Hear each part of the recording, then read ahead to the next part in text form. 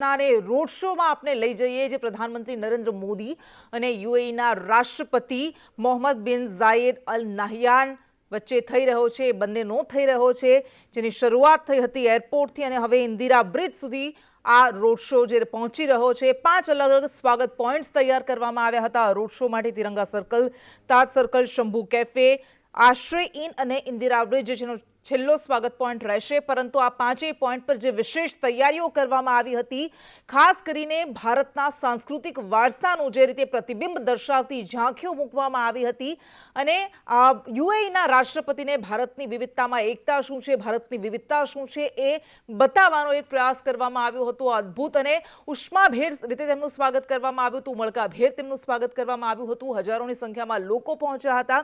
જ્યારે મોહમ્મદ બિન Zayed Al Nahyan આવ્યા ત્યારે પ્રધાનમંત્રી નરેન્દ્ર મોદીએ ભેટીને, જે હગ ડિપ્લોમસી તેમની ખૂબ પ્રખ્યાત છે, એ ભેટીને તેમનું સ્વાગત કર્યું હતું, પ્રોટોકોલ તોડીને તેમનું સ્વાગત કર્યું હતું અને ત્યારબાદ વિદેશ મંત્રી એસ જયશંકર પણ ત્યાં ઉપસ્થિત હતા, તેમણે સ્વાગત કર્યું।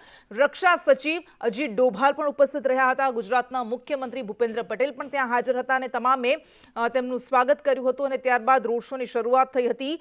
તિરંગા સર્કલથી અને ઇન્દિરા બ્રિજ સુધી આ રોડ શોનું આયોજન કરવામાં આવ્યું છે। ધીમી ગતિએ રોડ શો આગળ વધી રહ્યો છે, પરંતુ જેવી રીતે હંમેશા ડિપ્લોમસી માટે કહેવાતું હોય છે કે તમે તમારા પાડોશીઓ નક્કી નથી કરી શકતા, પરંતુ તમારા મિત્ર દેશો તમે નક્કી કરી શકો છો અને યુએઈ એ ભારતનો એક એવો મિત્ર દેશ છે કે જેના સાથેના સંબંધોની શરૂઆત રાજદ્વારી રીતે 51 વર્ષ પહેલા થઈ હતી અને ત્યારબાદ એક બાદ એક નવા શિખર હાંસલ કરી રહ્યા છે આ સંબંધો।